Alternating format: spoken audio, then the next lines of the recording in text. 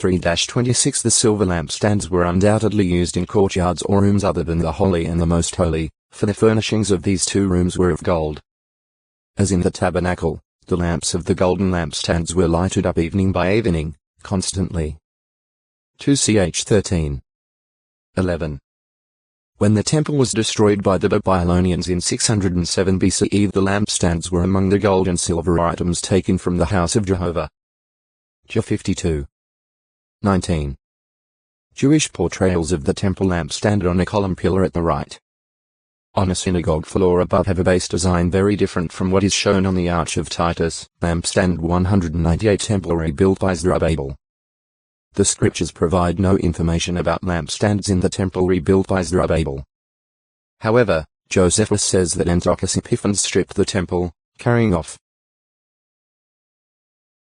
the golden lampstands. Jewish Antiquities, 12, 250 v. For the apocryphal book of Maccabees mentions a lampstand being removed, necessitating the making of a new one. 1 Maccabees 1. 21-23. 4. 49, 50, JB. Temple rebuilt by Herod.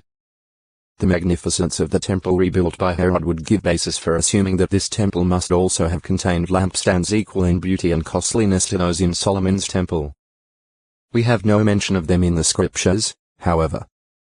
Evidence of such a lampstand is found in its mention by Josephus and its representation on a bas-relief in an interior vault of the Triumphal Arch of Titus in Rome.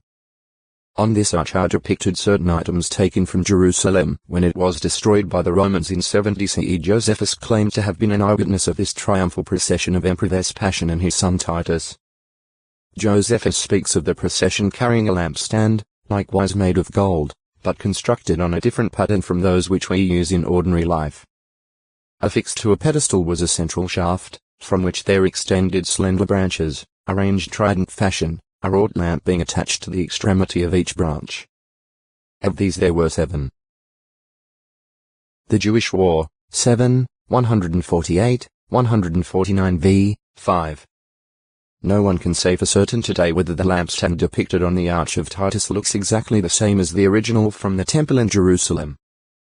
Differences in opinion concern mainly the form of the base, made up of two parallel polygonal cases, the smaller one above the larger.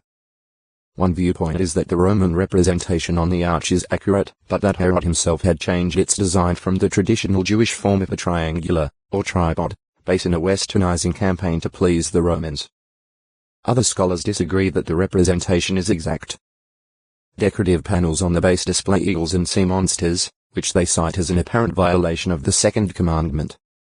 Some conclude that the original temple lampstand stood on 3 legs, basing this in part on the numerous representations of the lampstand from different parts of Europe and the Middle East dating from the 3rd to the 6th centuries that show a tripod base, a few with animal feet. The oldest representation of the lampstand appears on coins of Antigonus II, who reigned 40-37 BCE, though not well preserved. One specimen seems to indicate that the base consisted of a plate with feet. In 1969, a representation of the temple lampstand was found incised in plaster in a house excavated in the old city of Jerusalem. The schematic drawing indicates 7 branches and a triangular base, all ornamented with knobs separated by 2 parallel lines. In the tomb of Jason, discovered in Jerusalem in 1956 and dated to the beginning of the 1st century BCE, archaeologists found designs of a 7-branched lampstand scratched into a plaster. The lower sections seem to be stuck into a box or stand.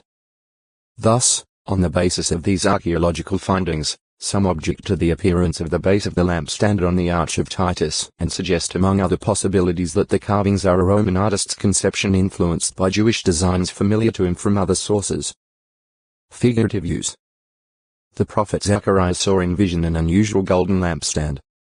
As with the lampstand prepared for the tabernacle, it had 7 lamps, but these lamps had 7 pipes, which scholars understand in a distributive sense to mean a pipe to each lamp. Also, on top of the lampstand there was a bowl.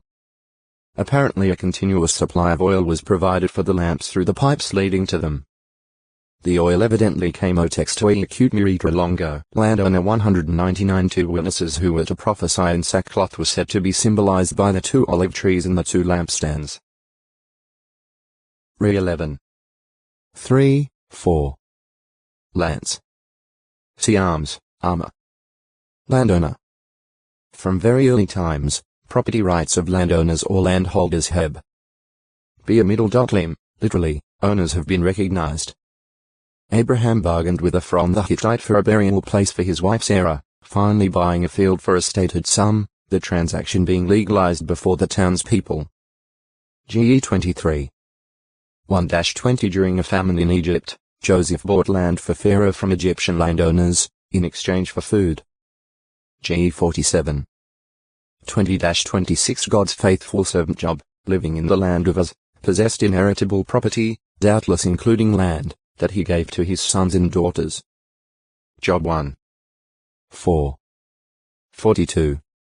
15 However, Jehovah is the supreme landowner, and his dealings demonstrate that humans are accountable to him for the way they use his property.